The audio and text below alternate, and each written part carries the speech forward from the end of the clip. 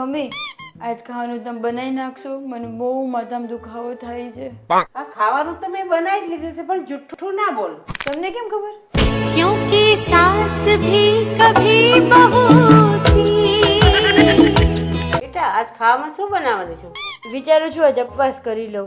કેમ ઉપવાસ? આજે શું છે? કઈ નહીં, એ તો થોડું વજન વધી ગયું ને એટલે.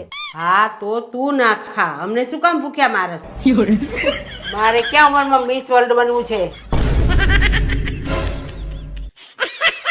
મમ્મી હું કેટલા વ્રત રહું છું, કેટલા વાર રહું છું, તો એમની હારે બાજવાનું ને બાજવાનું થાય છે.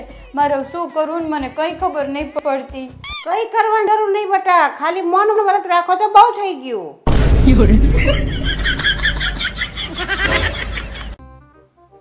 ગલો આખા રસોડામાં વેલણ ગોઈતું ક્યાંય મળ્યું નથી, ક્યાં છે? એ વિજય, કાલ મેં તમને છૂટું વેલણ માર્યું તું, એ ક્યાં ગયું?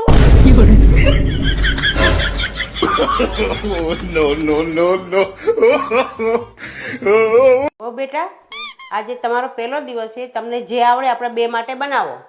હા વાંધો નહીં. તો તમને સોડા જોશે કે પાણી ચાલશે? આજે રજા છે તો શું કરશું? આજે ગેલેરી સાફ કરવાનો વિચાર છે મમ્મી. એવું તો બધો ભંગાર જુદો પાડી અને હરખી સાફ કરી નાખજે. અરે મમ્મીજી, હું તો ફોનની ગેલેરીની વાત કરતી હતી.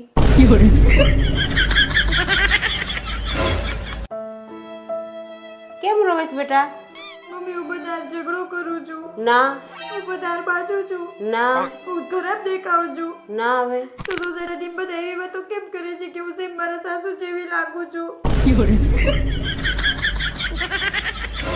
ક્યાં મરી ગયો છો? ટાઈમે ઘરે આવીને ખબર નહીં પડતી? એક નંબરનો દારૂડિયો, બુદ્ધિ વગરનો હાવ.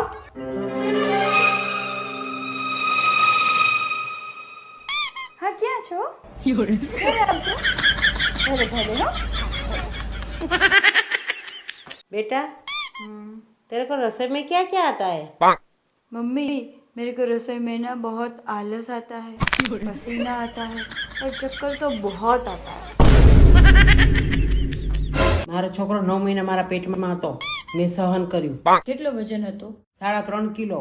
હા તો અત્યારે હું 80 કિલોના સહન નથી કરતી. જો બેટા આ ઘરના નિયમ કાનૂન બધા જાણી લે.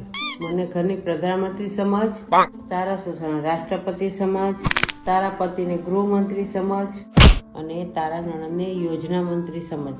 હવે તું બોલ, તારે કયો વિભાગ જોઈ છે? મમ્મી હું તો આજીવન વિપક્ષમાં રહીશ અને તમારી સરકાર પાડવાની કોશિશ કરીશ.